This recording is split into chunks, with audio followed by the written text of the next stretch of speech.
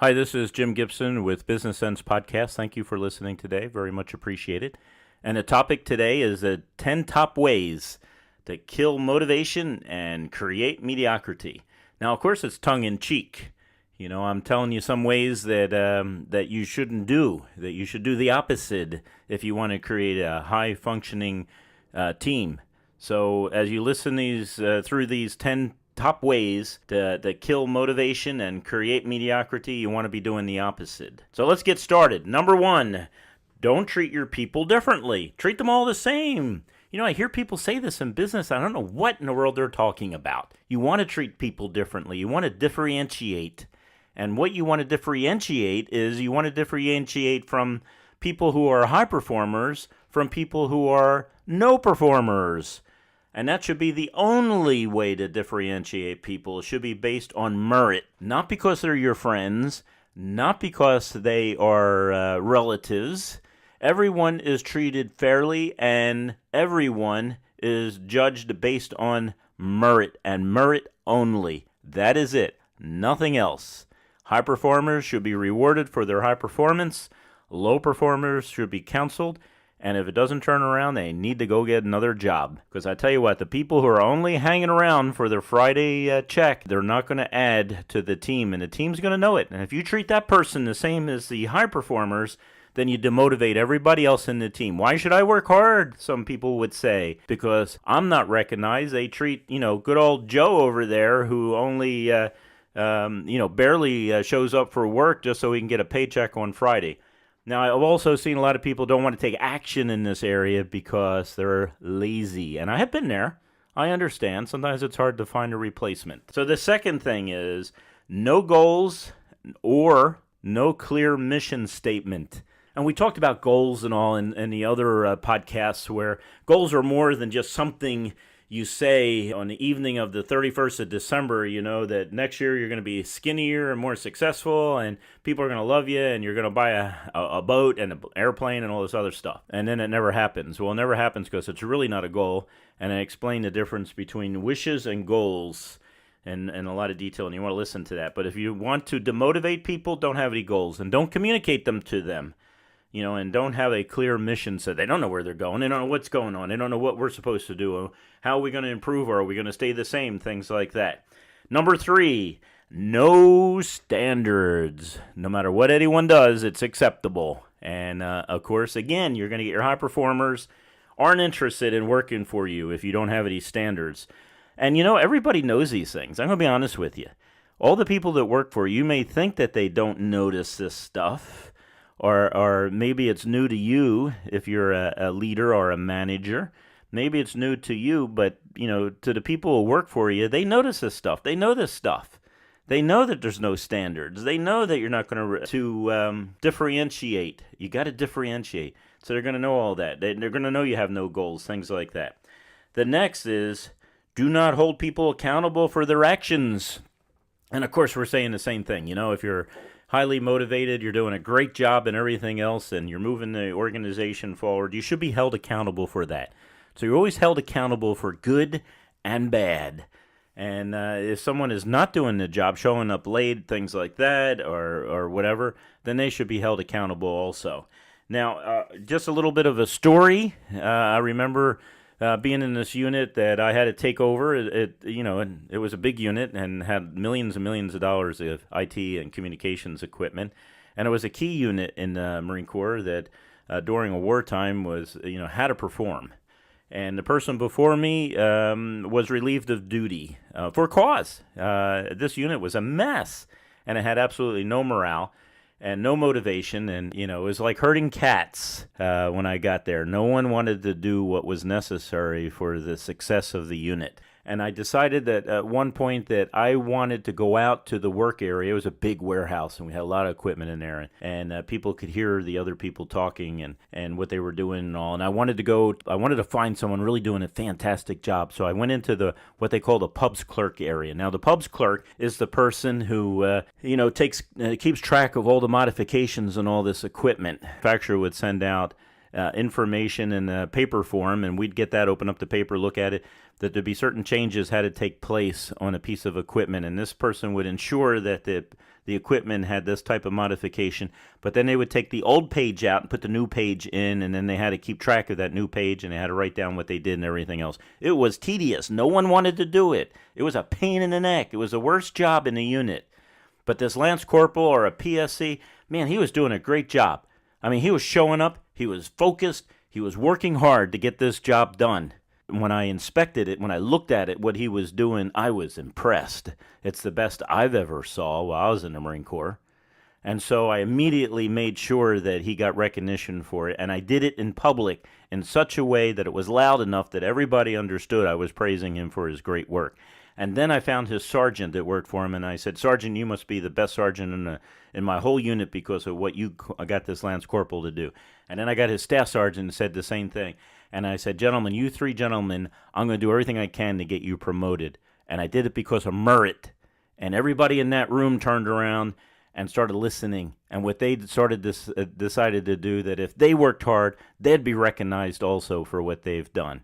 Because I had standards, because I differentiated, because I had goals, and because I held people accountable for their actions, good or bad.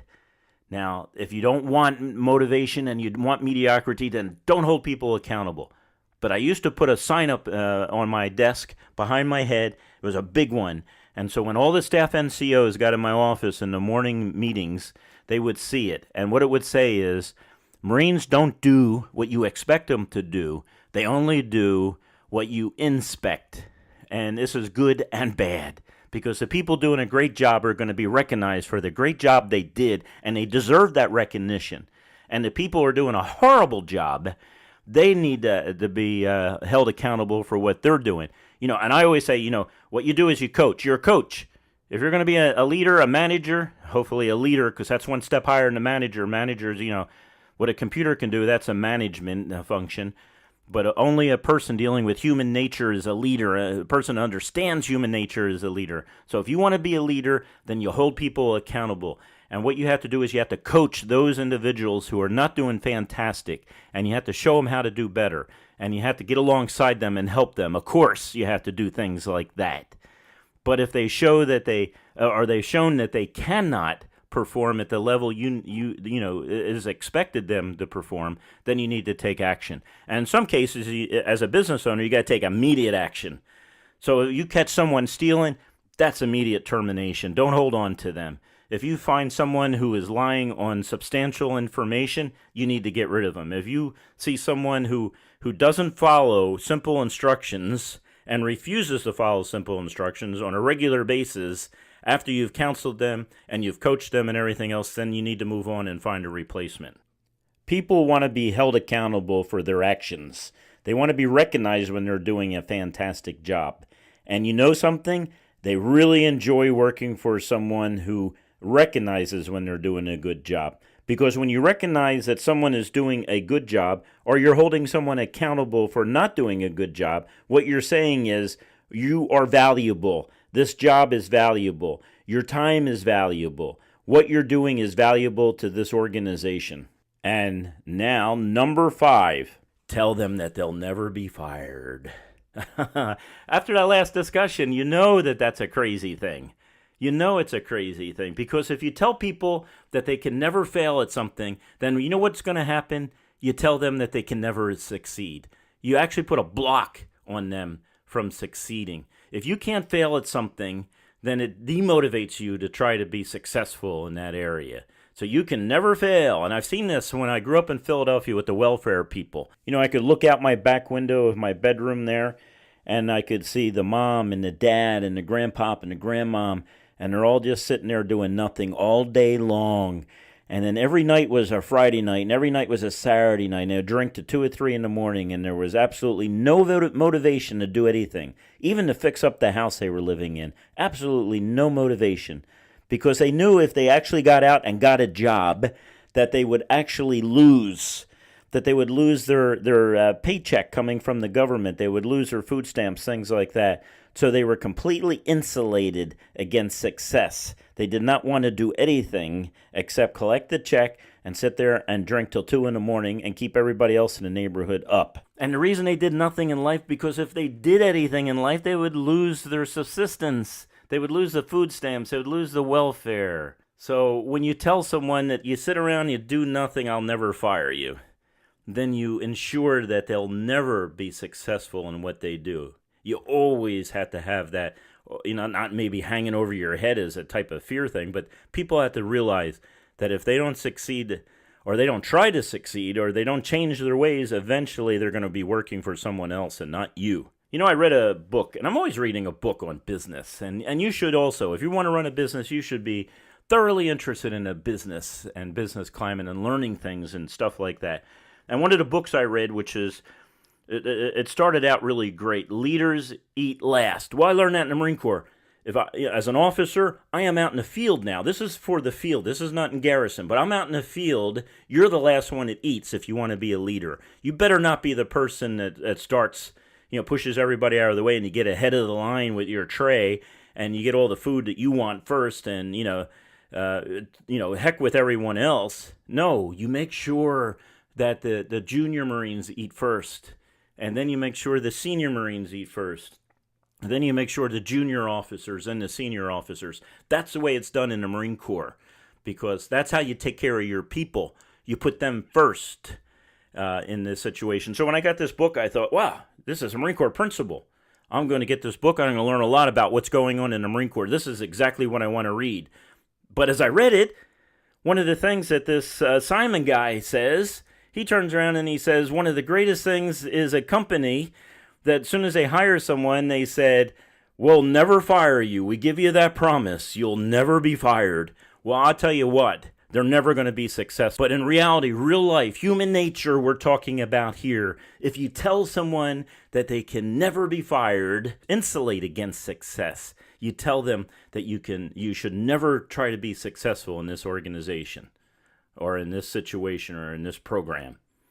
I see this a lot of times. I was in public education for 20 years. I was an elected board member, and you just don't fire teachers. And that was so frustrating because I had fantastic teachers that I couldn't bonus, and then I had the teachers that shouldn't have been in front of kids, and I couldn't get rid of them, and I couldn't fire them because they were guaranteed that they would have a job for life. When you guarantee something like that, you tell someone you insulate against it. It's a very unusual person that's motivated enough to go beyond it. And there was teachers that were motivated enough to work as hard as they possibly could and produce fantastic results in these kids' lives. Most of them didn't. Some of them did. But I couldn't reward that teacher because there was rules and laws in the state about giving extra money to someone who was doing a superior job because it make the rest look bad. So if you really want to you really want to kill morale and you want to create mediocrity, the way you do it is tell them you'll never be fired. You'll never be fired. Number 6, don't communicate to your people. Keep it all to yourself, Don't meet with them. Don't talk to them. Don't communicate at all. Let them try to figure out on their own what the organization is doing and what you value. What are your values? Things like that. Keep it to yourself. I had a CIO once I worked for, and you know something? I never saw the guy. It's like maybe I ran into him in the hallway or maybe ran into him when he was in the lunchroom, but he really didn't talk to me. He didn't want to talk to me. So I became the de facto CIO for this big corporation because everyone would come to me to try to figure out what was going on. So don't communicate. Number 7, you take personal success for everything that your organization or your team has done. Yeah, there you go. That'll kill motivation. That will make people not want to put in the extra effort to make the organization successful. Why? They come up with the idea, they work hard, they're successful at it, and then the boss stands up there and tells the whole world that he's the one that did it. He's the one that made the organization successful. Always give the credit to your people. People know that if you're the owner or if you're the leader, that really, you created the situation to make people successful. People know that. Okay, so give your people the the recognition that they deserve when they do something great.